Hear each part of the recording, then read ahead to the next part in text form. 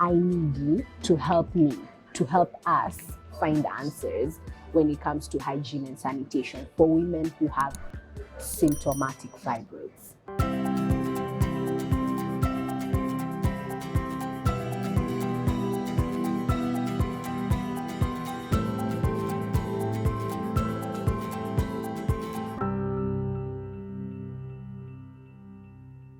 Hi everyone, welcome back to my channel. I have a new video. Well, I'm here. Thank you so much for your support. Thank you for your questions. Thank you for your comments. Thank you for the likes. You guys are just amazing. Like seriously, you are amazing. Thank you for even the support group that you're already starting to form, because without your knowledge, when you ask the questions, when you give your comment, you are sort of supporting another sister by answering our questions, by killing the stigma around fibroids. You know, you're helping another sister girl to just become more open about their condition, and you're giving them insight and wisdom on how to live with fibroids or to find treatment options for fibroids. So from my previous videos, if you've been watching, I have talked about what fibroids are, how to detect fibroids, the symptoms, and we've even busted myths in the previous video. So today we're going to talk about hygiene and sanitation. So we're trying to understand how to maintain hygiene and everything regarding fibroids, you know, when it's that time of the month. So there's a time I asked this question on Instagram, whether what sanitary towels women use who have fibroids during that time of the month, and there were so many options, but the biggest thing that came out, or the biggest worry most women who have fibroids have, is that there aren't pads out there in the market that have been curated or have been made for the woman who has fibroids, right? There's a gap. So we have pads for women who have light flows, women who have heavy flows, but sometimes for women who have symptomatic fibroids specifically, because again, as I keep mentioning, you either have symptomatic or asymptomatic fibroids.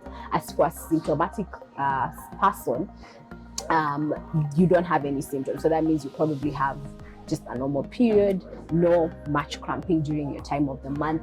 But for somebody who has symptomatic fibroids, they do experience extremely heavy bleeding, where they have to change their pad probably every 30 minutes to 1 hour, or the flow is accompanied by very heavy clots that actually do make the flow very heavy. So with that in mind, you need to find a pad, or because at some point here I won't lie guys, for me it's always been a pad. I don't know how, if for the women who have fibroids, please indulge me, let me know in the comment section before what you use, because I know you can easily soak up a tampon fast and easily than a pad. So I don't know what you guys use, but I'll tell you for free, I personally don't use that when it's that time of the month, because of the heavy flow that is accompanied by heavy clot. You have this heavy clotting and heavy bleeding, and you have these pads, but there's a gap in the market where we don't have, as I've said, pads that are made specifically for women who have fibroids. My question to you is, do you experience the same thing? If you have, symptomatic fibroids, do you feel that there's a need in the market? Because I always use, and I'll insert here the pad I use from Always, but sometimes because of having to rush to change it every 30 hours and to 1 hour, and it's totally soaked, it becomes such a problem. And I haven't even talked about the nights. That's the day. We've not even talked about the nights where you have to sleep and you can't really sleep. For me, like the first 3 days of my period, I can't really sleep, because at night I have to wake up like every hour or 30 minutes to check. I can't even sometimes leave the house the first 3 days. Like if I have been invited for a function, or I need to work, or whatever needs to happen, I can't. My life is crippled, because if I leave, then I'm scared that I will stain, and I'm so uncomfortable, because unconsciously, or rather subconsciously, you're always worried, like, oh my God, when you sit somewhere, have I messed this seat? Oh my God, who's gonna look? I'm going to get so embarrassed. So the fact that you can't even be able to control, you can't live your life to the fullest is a problem when it comes to even sanitation, right? Because there isn't for me personally, I'd say there's not a pad good enough for women who have symptomatic fibroids that can cater to the heavy flow that we usually have. So that is a problem. But again, I've told you to share your comments, indulge me in the comment section below, and let me know what you use. Let's help each other. Probably you guys have come across something that works for you, but for me, as I've already shown you guys what I use, it's not per se, if I can put it like that, it's not the best. It helps, but it's not the best in the market. And furthermore, that's the only brand right now that has actually that type of pad that can even absorb that heavy flow. You know, other brands are not even on board when it comes to catering for women who have fibroids. So what do you think? Should we probably make our own pads, come up with a group, and or probably pitch to a brand? Give me ideas, ladies. I mean, do we need to go pitch to a brand and probably they help us come up with pads that can help us? But for me, I'd say sanitation is very important for a woman who has fibroids, especially during her menses. So, and I know that, as I've mentioned, the problem is always the leakage of your, and messing up your pants and soiling up your whatever you're wearing. I know that is very crucial. The other thing I'd like to mention is that I always wear black pants when it's that time of the month. Trust me, I have like 7 or 8 or 10 pairs of black pants, and if I could get more, I would, because that's all I wear. I'm just keeping it 100. When it's that time of the month, that's all I can wear, because I can't imagine going somewhere if I have to and then soiling my clothes, and I mean like white pants. So as I talked about this before, if you have symptomatic fibroids, they literally cripple your life. You know, we've not even gone to the smell. You know, imagine you're flowing like that and probably mess your pad, and the smell, the embarrassment. So it really takes a toll on you psychologically as a woman, and it really does cripple your life, from not going to work, number one, because you're either in so much pain, or you are bleeding and you cannot control the bleeding, so you'd rather be at home than go cause a mess outside. You know what I'm saying? If you're married, or even if you're single, the fact that you can't sleep at night and that you can end up soiling or messing your bed, and you sort of even have to wake up every 30 minutes to 1 hour, and you can't really have a good night's sleep when the flow is that heavy. So that's basically sleepless nights too. Even how it affects you and the people around you, from if you're married, your husband, to if you're single, it could be your boyfriend, whoever.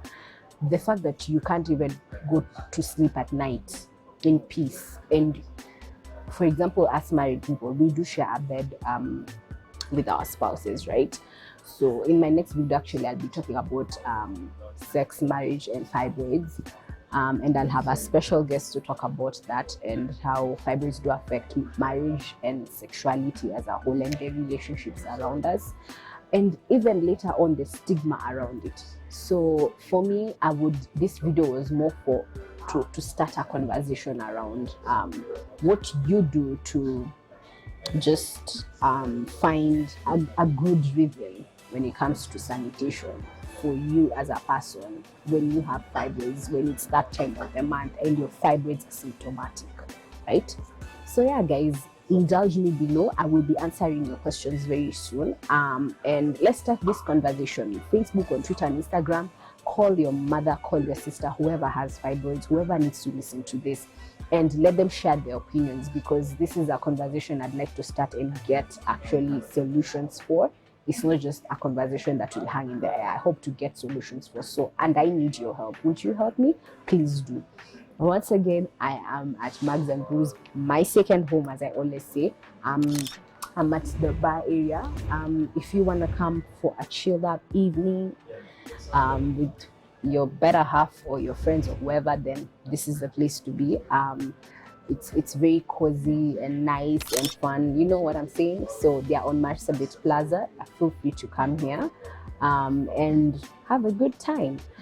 Thank you so much for watching. Please don't forget to indulge me so that we can get answers to this conversation that I'm trying to start. I need you to help me, to help us find answers when it comes to hygiene and sanitation for women who have symptomatic fibroids. Now, I'll see you in the comment section below, and on Facebook, and on Twitter, and on Instagram, and on all social media platforms. So get your friends, get the people who get what I'm saying, you know, people who have symptomatic fibroids, to get on top of this conversation.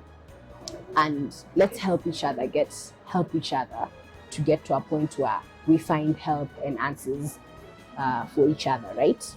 Because we are a sisterhood and we got this. So let's get talking, guys. Till next time, join me. Don't forget to join me. I will be answering your questions soon, and I will continue this conversation. But next time, we'll be talking about sex, marriage, and fibroids. Yeah, how fibroids affect sex and our partners if you're married, and even the people around us. It could be our family members or whoever, you know, the impact behind it. And I will be having a special guest with me. So till then, thank you so much for watching.